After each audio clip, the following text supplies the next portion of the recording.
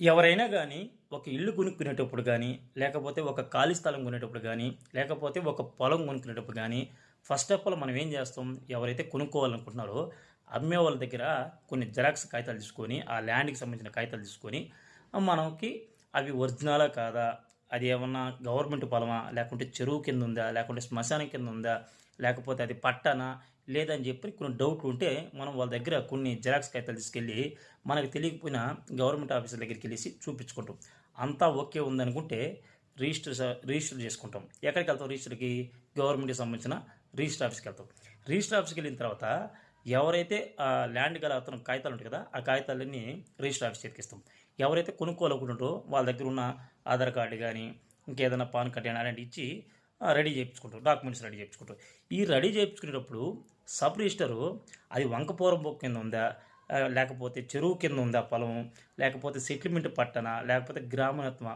ఇవన్నీ చెక్ చేసి అన్నీ కరెక్ట్‌గా ఉంటే ఉన్నాయి అని అనుకున్నప్పుడు ఎవరైతే అమ్మాలనుకుంటున్నారో, ఎవరైతే కొనుక్కోవాలనుకున్నారో వాళ్ళ మీదకి రిజిస్ట్రేషన్ మారుస్తారు గవర్నమెంటోళ్ళు. అవి కరెక్ట్‌గా ఉన్నప్పుడు రిజిస్ట్రేషన్ చేస్తారు. చేసిన తర్వాత ఎవరైతే కొనుక్కున్నాడో వాడు ఖాళీ స్థలం ఉంటే ఇల్లు కట్టుకుంటాడు. లేకపోతే ఇల్లు ఉంటే దాని మీద లోన్ పెట్టుకుంటాడు. సరే ఇంకేదైనా కానీ వాడు కొనుక్కున్నప్పుడు వాడు 100 దారులు చేసుకుంటాడు. లేదు వాడికి ఇబ్బంది వచ్చిందా ఒక 5 సంవత్సరాలకో, 10 సంవత్సరాలకో లేదంటే ఒక 20 సంవత్సరాలకో ఇంకొకడికి అమ్ముతాడు. వాడికి కూడా ఇబ్బందిగా వచ్చిందా ఇంకొకడికి అమ్ముతాడు. ఇలా కనీసం ఒక 10 మంది చేతులు మారింది. ఈ 10 మంది చేతులు మారినప్పుడల్లా ఎక్కడికి పోతున్నారు రిజిస్ట్రేషన్ ఇవ్వడానికి? గవర్నమెంట్ రిజిస్టర్ ఆఫీస్‌కి వెళ్తున్నారు. మరి అది వంకపోరంబోకు చెరువు కింద ఉన్నప్పుడు మరి ఎలా రిజిస్ట్రేషన్ చేస్తున్నారు?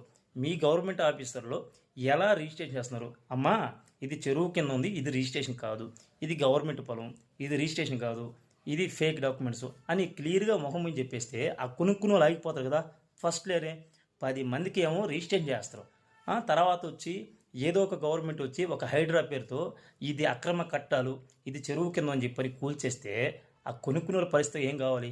రూపాయి కడుపు తిని తినక అద్దింట్లో కూర్చొని బాడిగలలో ఉండి వాళ్ళ పస్తులుండి పిల్లకాయలను చదివిపించుకుంటా, పెళ్ళిళ్ళు చేసుకుంటా ఎన్నో బాధలు పడి ఒక సొంత ఇల్లు కట్టుకుంటే ఈరోజు గవర్నమెంటు హైడ్రా పేరుతో వచ్చి కూల్చేస్తే వాళ్ళ బాధ ఎవడు చెప్పుకోవాలా?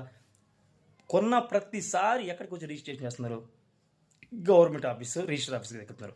మరి ఆ రోజు అది చెరువు కింద ఉందని చెప్పి ఆపాలి కదా! ఆ! ఇంటి పన్ను కట్టించుకుంటారు. కరెంటు బిల్లు కట్టించుకుంటారు. కుళాయి పన్ను కట్టించుకుంటారు. అన్నీ కట్టించుకునేది లాస్ట్‌కేమో కొనుక్కున్నోడిని మాత్రం నాశనం చేస్తారు. చేసే తప్పులంతా మీ గవర్నమెంటు ఆ తప్పులన్నీ తీసుకొచ్చి పక్కన పెట్టి మళ్ళా పేదవాళ్ళ పైన కొడతారు. ఏం గవర్నమెంట్‌లో ఏందో నాకైతే అర్థం కాదు. మీరేమనుకుంటున్నారో నేను మాట్లాడిన తప్పైతే ఖచ్చితంగా కామెంట్ చేయండి.